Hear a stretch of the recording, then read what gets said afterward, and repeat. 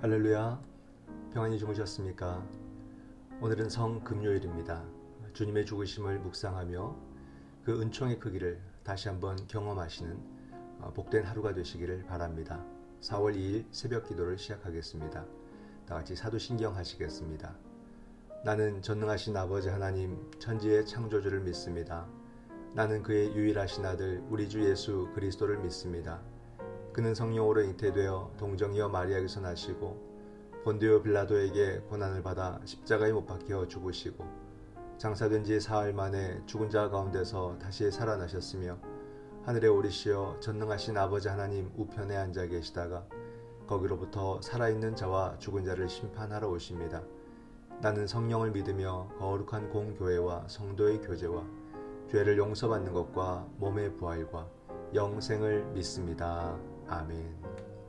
사랑의 주님, 은혜에 감사드립니다. 고난 주간을 지나오며 오늘은 성금요일을 맞이합니다. 고난의 시간들을 마다하지 않고 결국 십자가를 지신 우리를 향한 주님의 한없는 사랑을 깊이 생각하며 주님의 뜻을 온전히 묵상하며 그 뜻을 따름에 부족함이 없도록 우리를 도와 주시옵소서. 이 시간도 주님이 함께 하시기를 간절히 소망하오며 예수님의 이름으로 기도드립니다. 아멘. 찬송가 143장입니다. 웬 말인가 날 위하여.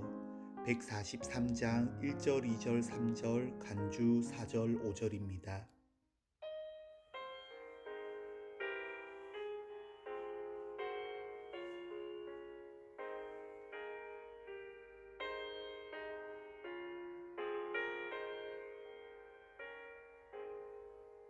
웬 말인가 날 위하여 주 돌아가셨나 이 벌레 같은 날 위해 금혜 받으셨나 내 쉬운 죄 다 지시고 못 박히셨으니 웬일인가 웬 은혜인가 그 사랑 크셔라 주 십자가 못 박힐 때 그 해도 잃고 그 밝은 빛 가리워서 감탄케 되었네.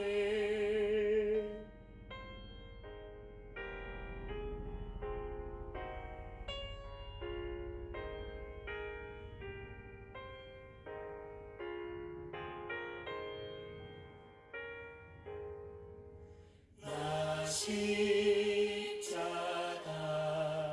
대할 때에 그 일이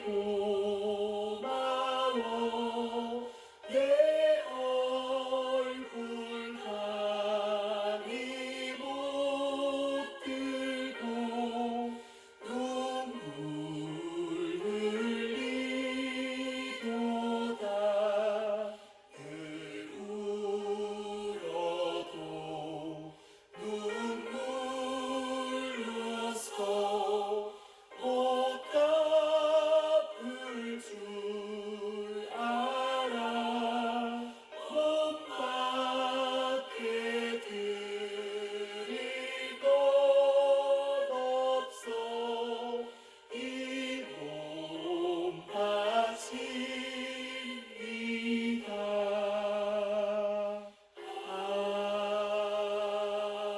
아멘. 오늘의 말씀은 마태복음 27장 45절에서 56절 말씀입니다. 마태복음 27장 45절에서 56절 말씀. 제6시로부터 온 땅이 어둠이 임하여 제9시까지 계속되더니 제9시쯤에 예수께서 크게 소리질러 이르시되 엘리 엘리 라마 사박다니 하시니 이는 곧 나의 하나님 어찌하여 나를 버리셨나이까 하는 뜻이라. 거기 섰던 자 중 어떤 이들이 듣고 이르되 이 사람이 엘리야를 부른다 하고 그 중에 한 사람이 곧 달려가서 해면을 가져다가 신 포도주에 적시어 갈대에 꿰어 마시게 하거늘 그 남은 사람들이 이르되 가만두라 엘리야가 와서 그를 구원하나 보자 하더라. 예수께서 다시 크게 소리 지르시되 영혼이 떠나시니라. 이에 성소 휘장이 위로부터 아래까지 찢어져 둘이 되고 땅이 진동하며 바위가 터지고 무덤들이 열리며 자던 성도의 몸이 많이 일어나되 예수의 부활 후에 그들이 무덤에서 나와서 거룩한 성에 들어가 많은 사람에게 보이니라. 백부장과 및 함께 예수를 지키던 자들이 지진과 그 일어난 일들을 보고 심히 두려워하여 이르되 이는 진실로 하나님의 아들이었도다 하더라. 예수를 섬기며 갈릴리에서부터 따라온 많은 여자가 거기 있어 멀리서 바라보고 있으니 그 중에는 막달라 마리아와 또 야고보와 요셉의 어머니 마리아와 또 세베대의 아들들의 어머니도 있더라. 아멘. 오늘의 말씀을 함께 묵상합니다. 오늘의 말씀은 예수님께서 십자가에서 돌아가시는 장면입니다. 엘리 엘리 라마 사박다니라고 외치신 후에 돌아가십니다. 성소의 휘장이 위로부터 아래로 찢어지고 땅이 진동하고 죽은 성도들이 무덤에서 살아납니다. 그리고 예수님을 지키던 이들과 백부장은 두려워했고 그리고 예수님이 진실로 하나님의 아들이었다고 말합니다. 오늘의 본문이 무엇을 전하고 있는지 또 그 의미가 무엇인지를 함께 살펴보겠습니다. 본문 해설을 보겠습니다. 인류의 죄 사함에는 하나님 아들의 값진 희생이 있었습니다. 나의 하나님 어찌하여 나를 버리셨나이까 라는 외침은 인류의 모든 죄악을 담당하신 예수님의 절규입니다. 하나님의 아들로서 예수님은 하나님과 가장 친밀한 관계에 있지만 철저히 버림받으셨습니다. 그분은 우리를 위해서 모든 저주를 받으시고 율법의 저주에서 우리를 속량하셨습니다.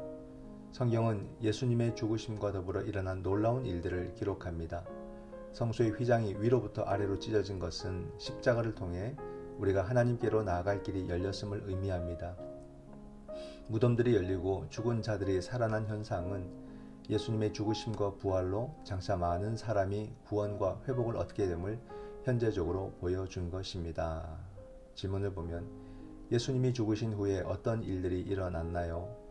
예수님이 십자가에서 이루신 값진 희생을 기억하며 내가 미련 없이 끊어버릴 죄는 무엇인가요? 네, 예수님의 십자가를 값진 희생이다 이렇게 말을 하고 또 예수님의 죽음 가운데 일어났던 많은 사건들은 나중에 예수님의 부활로 인해서 나타날 일들을 미리 보여준 일들이다 라고 이렇게 말하고 있습니다. 십자가의 죽음은 예수님의 공생애의 가장 절정에 있는 사건입니다. 주님이 이 땅에 오신 사명의 마지막 사건이죠. 엘리 엘리 라마 사박다니라는 그 하나님의 아들의 절규, 그죠? 그 절규 얼마나 이것이 큰 고통인가를 보여주는 그런 절규입니다. 세상 죄를 짊어진다는 것, 이것은 정말로 고통스러운 일이다. 죄를 대속하시는 고통의 크기가 큰 만큼 또 어떻겠습니까? 하나님 나라의 도래는 찬란한 영광의 사건이 되고 있습니다. 아들의 죽음은 죽음의 순간은 하나님께서 굉장히 고통스러워하고 하나님이 아파하시는 시간이었고 그래서 하나님은 휘장을 찢으셨습니다.